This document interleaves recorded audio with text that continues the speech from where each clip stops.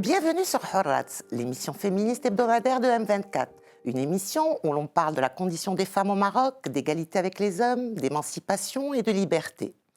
Le féminisme a pour vocation de définir et de promouvoir l'égalité, qu'elle soit politique, économique, culturelle, sociale et ou juridique, entre les hommes et les femmes, en militant pour les droits des femmes au sein de la société, mais aussi dans la vie privée. L'objectif du féminisme, c'est d'abolir dans tous ces différents domaines les inégalités et les injustices dont sont victimes les femmes. Le Code de la famille de 2004 est devenu obsolète. Il ne s'agit pas, et là je cite Sa Majesté Mohamed VI, que Dieu l'assiste, dans son dernier discours du trône, d'octroyer à la femme marocaine des privilèges gracieux, mais bien plus précisément à lui assurer la pleine jouissance des droits légitimes que lui confère la loi. Dans le Maroc d'aujourd'hui, il n'est en effet plus possible qu'elle en soit privée. Qui doit mener ces changements? La société civile, le Parlement, le gouvernement. Pour parler de ces sujets et bien d'autres, je reçois une grande dame au parcours exceptionnel, Madame Nouzha Bouchareb, ancienne ministre de l'Aménagement du territoire national, de la construction, de l'habitat et de la politique de la ville dans le gouvernement Othmani II, et actuellement consultante internationale auprès de nombreuses organisations. Madame la ministre, bonsoir et merci d'avoir accepté l'invitation de Horat. Bonsoir, c'est moi qui vous remercie pour l'invitation. C'est un grand honneur pour nous. En tout cas, vous avez un CV impressionnant. J'ai pu voir que vous êtes docteur en sciences appliquées de l'école Mohammedia des ingénieurs en environnement et aménagement du territoire. Vous avez également un diplôme de l'ISCAE en gestion d'entreprise. Vous avez suivi et obtenu plusieurs formations et certificats dans différents domaines. Vous êtes également membre du Conseil national du mouvement populaire, un parti plutôt de droite. Racontez-moi un petit peu votre parcours. Qu'est-ce qui vous a amené à la chose politique, Madame Bouchareb?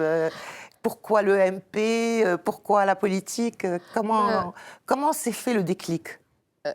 Écoutez, je vous remercie encore une fois de m'avoir donné l'occasion de débattre avec vous un des sujets qui est très important, qui est celui de l'égalité et de la défense des droits des femmes, principalement. Et aussi de me donner l'occasion de vous présenter peut-être mon expérience, comme vous l'avez bien présenté tout à l'heure, et ma carrière jusqu'à arriver à un poste de ministre au sein d'un département très technique. Tout à fait. Donc, en fait, ma carrière a commencé en tant qu'universitaire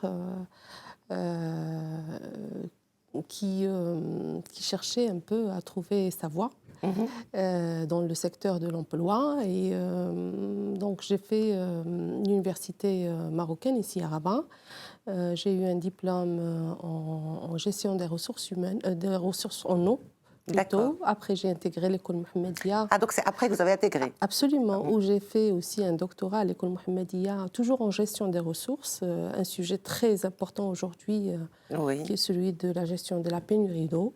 Tout à fait, on est en plein dedans. Tout à fait. Et après mon doctorat, j'ai intégré le monde de l'emploi en ayant peut-être un poste de salarié, mais dans le privé. D'accord. Et j'ai toujours été passionnée de travailler dans le privé de par en fait un certain nombre de choses qui sont principalement en rapport avec la productivité, avec des objectifs à atteindre en fonction de... Donc vous êtes une vraie ingénieure, hein.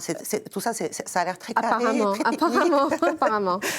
Et ensuite, en étant dans le secteur privé en tant que salariée, pendant 2 ans, j'ai fait un choix de me lancer dans le secteur de l'entrepreneuriat. D'accord. Et toujours dans le même secteur du consulting. Donc, j'ai monté ma première boîte, ma deuxième, ma troisième. J'ai créé un holding qui est spécialisé dans le consulting, notamment par rapport à tout ce qui est politique publique, analyse des politiques publiques et maîtrise d'ouvrage pour le suivi des chantiers. Donc, c'était déjà un petit peu les prémices de la politique quand on touche à ce domaine-là, non? Tout à fait. Et donc, les choses se sont venues progressivement. Et pendant 20 ans, j'ai fait du consulting. Donc, j'ai vraiment travaillé sur des choses concrètes qui sont en rapport avec le terrain, qui touchent à la population, qui touchent à tout ce qui est économique, tout ce qui est développement des territoires. Et j'ai vu que, de par les études que j'ai réalisées, les consultations que j'ai réalisées, qu'il ne s'agissait pas de donner des conseils techniques, mais il s'agissait en fait pour moi de participer à la mise en œuvre de ces solutions. D'accord. Et pour les mettre en œuvre, il fallait passer par d'autres canaux.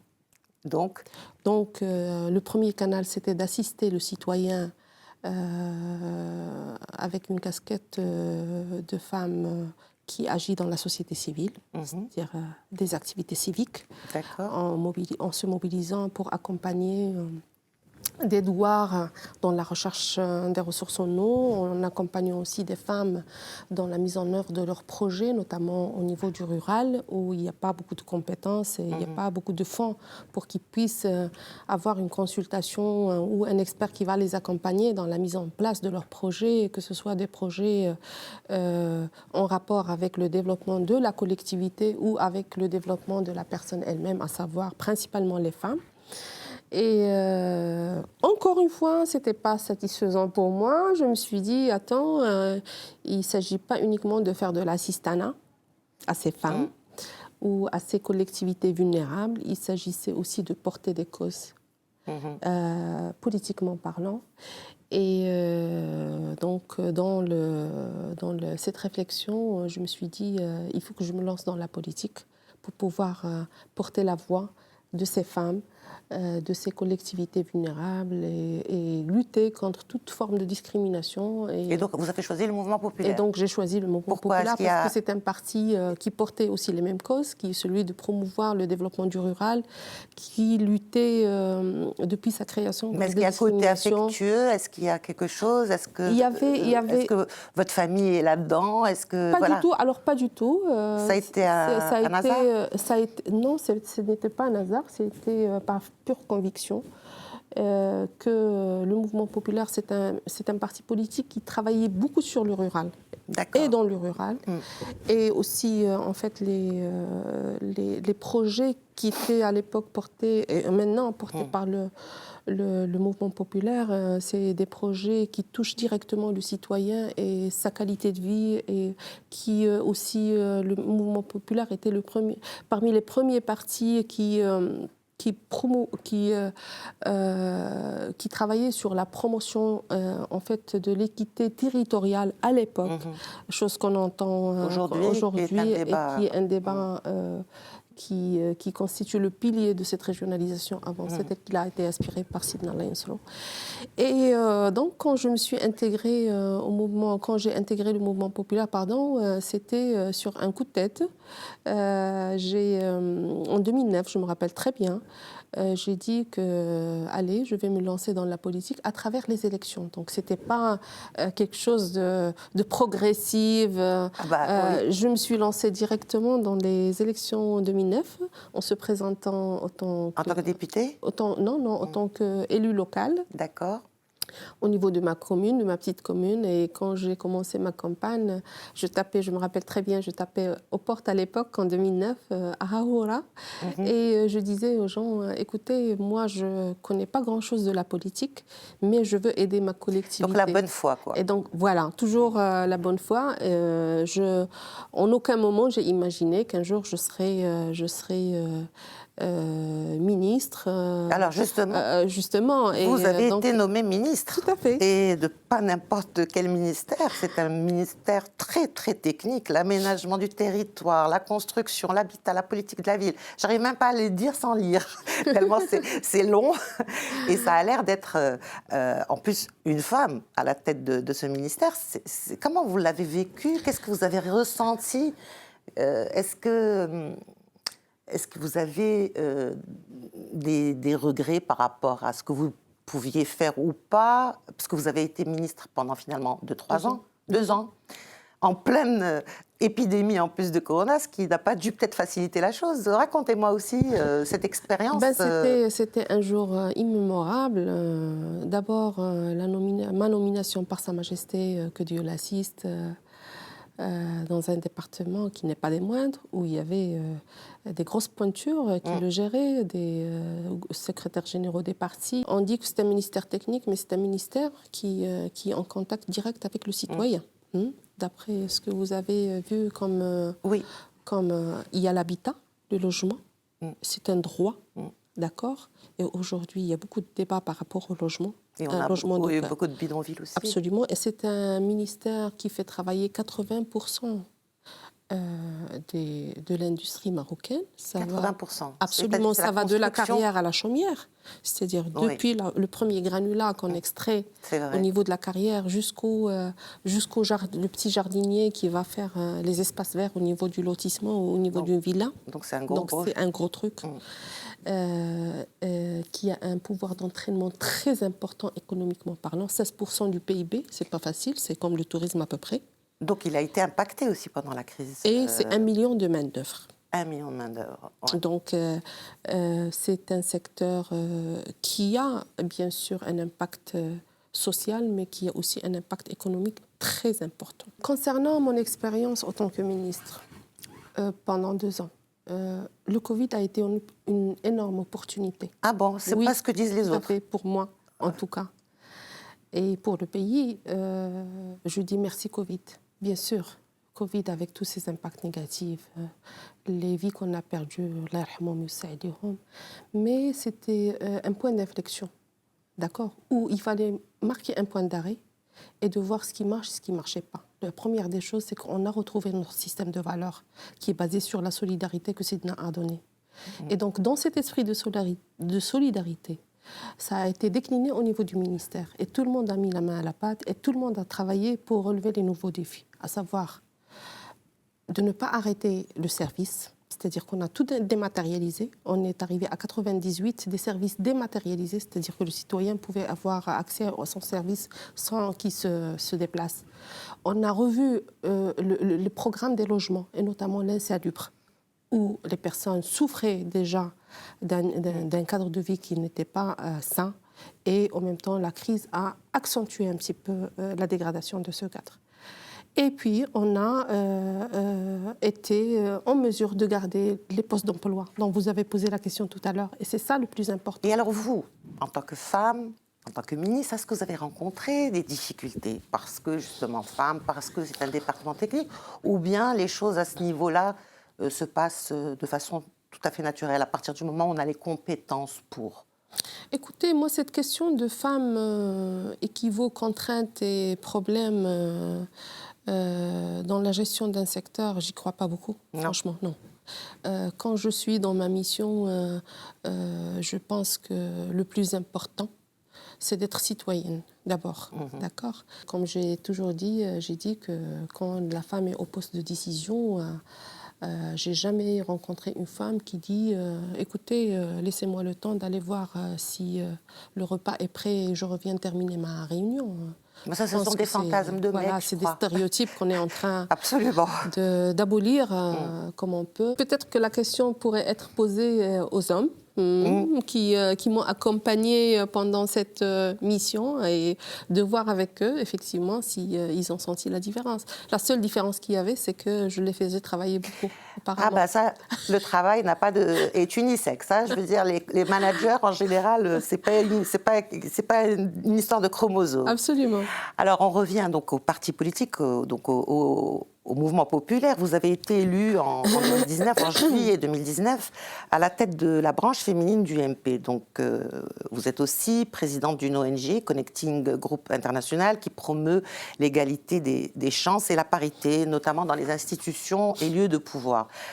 Alors, question, est-ce que vous êtes une féministe, Nouza Bouchareb? C'est une bonne question. Si je suis une féministe... Et qu'est-ce que ça veut dire? Parce que des je fois... le suis. Oui. Je le suis. C'est cette notion de féministe correspond à un combat sur l'égalité des chances. Et j'aimerais bien que tout le monde soit féministe.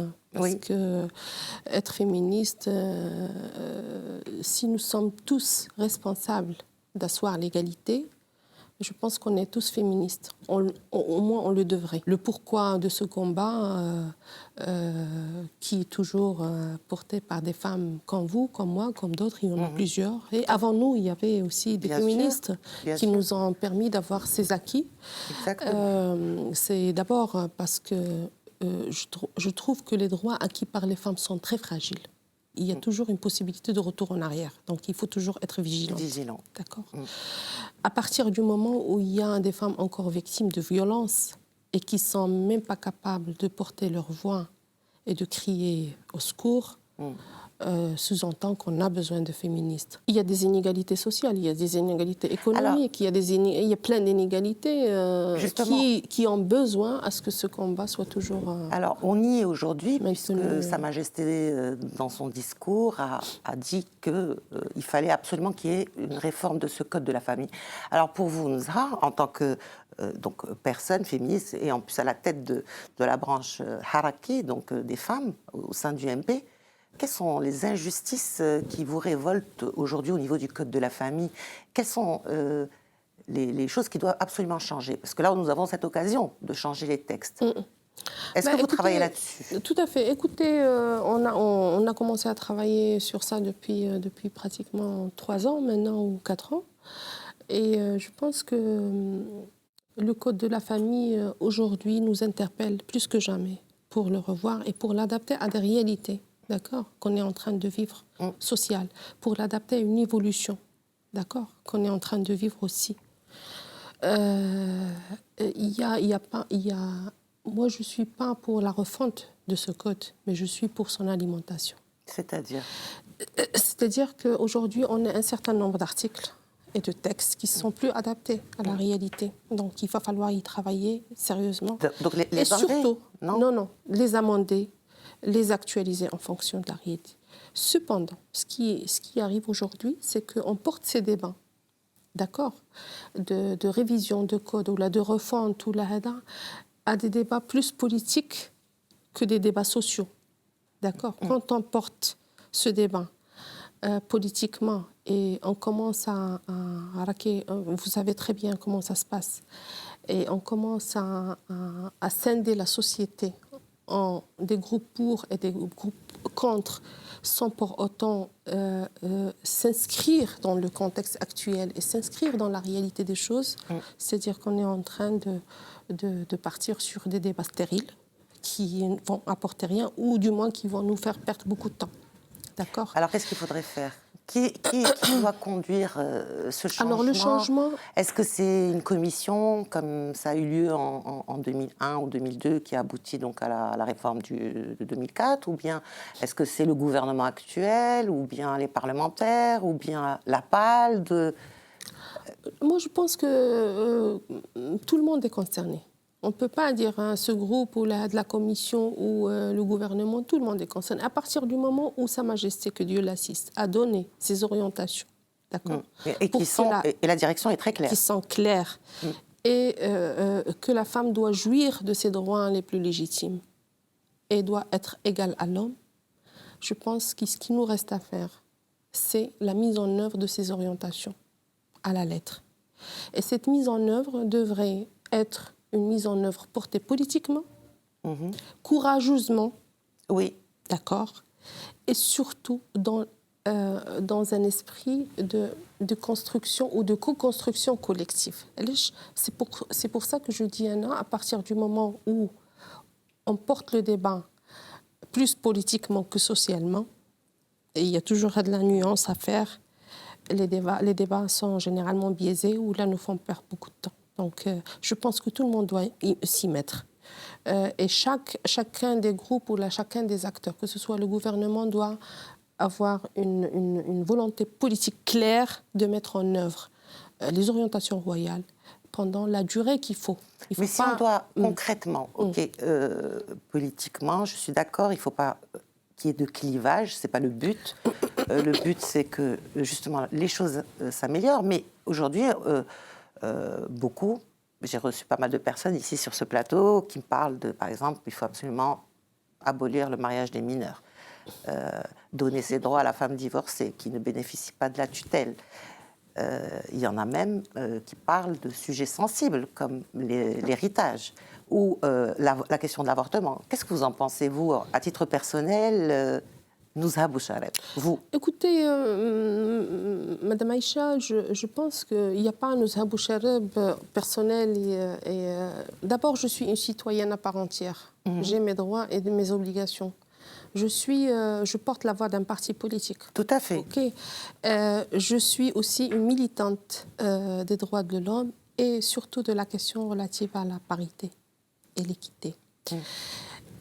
Aujourd'hui, il y a, je dirais, certaines questions qui sont posées par la force des choses, d'accord, qui nous sont imposées de par l'évolution et le développement que connaît le Maroc. Et le terrain. Et le terrain. Pour ne citer aujourd'hui, on a peut-être une femme sur 3, d'accord, qui est chef de foyer. On a aujourd'hui aussi les femmes qui sont en train d'investir, d'accord, de façon équivalente ou plus que l'homme pour l'avenir de leurs enfants. Aujourd'hui aussi, on a une nouvelle forme, d'accord, une nouvelle forme de vie qui nous impose, d'accord, des règles, alors la révision de certaines règles, notamment entre l'homme et la femme au niveau du foyer. Donc moi je pense qu'en parlant maintenant de la question relative à l'IVG, je pense que cette question concerne... On ne parle pas... cette question, ce débat. C'est l'interruption médicalisée. Absolument, ce débat, oui. Effectivement, ce débat concernant l'interruption médicalisée d'une grossesse non désirée. D'abord, je pense qu'il y a eu des statistiques qui ont démontré qu'aujourd'hui, on a entre 600 et 800 avortements clandestins par jour à l'échelle du Maroc. Et ces avortements, certainement, ils ont un impact beaucoup plus important du moment qu'ils sont faits de façon clandestine sur la santé de la femme. D'accord ? Tout à fait. Et donc, le fait d'abolir ces pratiques et de passer à une réglementation de cette pratique va servir ou va protéger la santé de ces femmes. D'accord ? Donc, la question qui se pose aujourd'hui, est-ce qu'on laisse ces pratiques clandestines impacter la santé et le taux de mortalité ou il va falloir agir. D'accord ? Alors, l'action peut se faire à plusieurs niveaux. Réglementairement parlant, oui, mais aussi il va falloir aller beaucoup plus loin et voir les causes qui font que ces pratiques... Il faut sensibiliser, il faut éduquer aussi. Absolument. Il faut pénaliser le viol. Les femmes dans le cas de l'inceste, les femmes qui sont enceintes, qu'est-ce qu'on en fait? Parce qu'on va, en fait, elle va accoucher d'un enfant dont l'avenir serait d'ores et déjà condamné. Donc ça, c'est des questions qui sont aujourd'hui posées. Sidna Allah Yansrou a été très clair dans son discours. En tant qu'Amir Mouminin,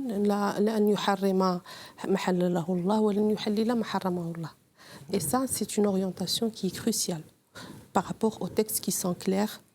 On ne va pas y toucher. Mais par rapport à certaines pratiques aujourd'hui qui nous sont imposées de par l'évolution de la société, il va falloir trouver des solutions rapides et urgentes. Je crois aussi que la même question doit se poser par rapport à d'autres thématiques comme celle en rapport avec le mariage précoce des filles. J'ai assisté personnellement à plusieurs débats dans ce sens et les actions à entreprendre sont très claires. Je ne comprends pas pourquoi on tarde à les mettre en place et à les réglementer.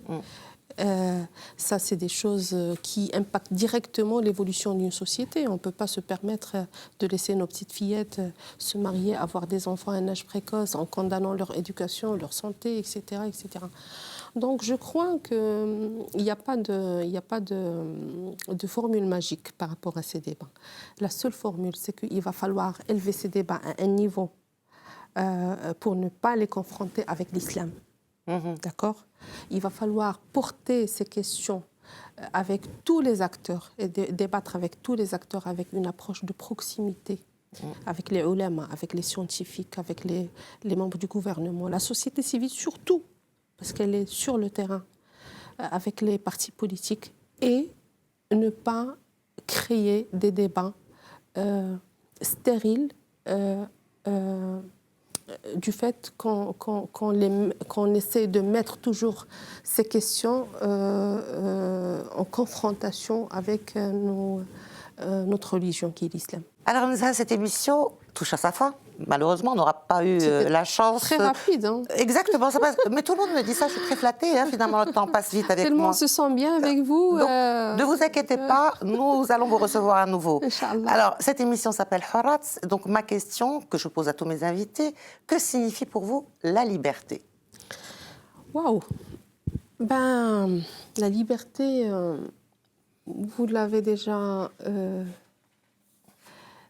posée à plusieurs de vos à tous mes invités. Justement. Et à chaque fois, j'ai vu un peu les réponses. Et à chaque fois, une réponse spécifique à chaque invité.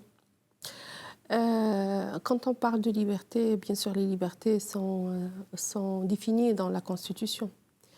Que doit faire le citoyen? Qu'est-ce qu'il peut faire? C'est réglementé. Qu'est-ce qu'il ne peut pas faire aussi? Moi, j'ai peut-être une définition philosophique de la liberté. Alors, on vous écoute. Moi, je pense que la liberté, d'abord, c'est un préalable pour avancer sur la voie de la démocratie. C'est vraiment un préalable. Je pense que la liberté, quand on commence à l'analyser par rapport à cette question relative à l'égalité, on a l'impression que ces deux notions sont opposées. Parce que quand on prive l'égalité d'entreprendre, la liberté d'entreprendre ou autre chez un homme, en mettant en place un certain nombre de mécanismes qui promouvoient l'égalité homme-femme, on est en train de se dire waouh, est-ce que c'est pas des choses qui sont opposées? Mais effectivement, pas du tout, pas du tout. Je pense que être libre dans ses choix, d'accord, et être libre aussi d'atteindre un objectif, mais cette fois-ci avec les mêmes chances que l'homme. Pour faire le pont entre liberté et égalité. C'est-à-dire qu'aujourd'hui, on n'est pas en train de dire, comme a dit Sa Majesté, donner des cadeaux aux femmes. Tout à fait. D'accord ? On est en train juste de dire, donner la liberté aux femmes de faire un choix, d'accord, pour atteindre les objectifs et pour qu'elles soient égales à l'homme. Voilà, c'est ce qu'on est en train de demander aujourd'hui. En tout cas, Nza Bouchareb, merci beaucoup pour la qualité de vos réponses et votre participation à cette émission. J'espère qu'on aura l'occasion de vous voir à nouveau pour parler d'autres sujets. Il y en a encore beaucoup. Je rappelle donc que vous êtes une ancienne ministre, donc ministre de l'Aménagement du territoire national, de la construction, de l'habitat et de la politique de la ville, consultante auprès de grandes institutions internationales, mais vous êtes aussi, surtout, présidente de l'organisation de la femme Haraki et membre du bureau politique du mouvement populaire. Et je pense que vous avez beaucoup de travail sur la planche. Absolument.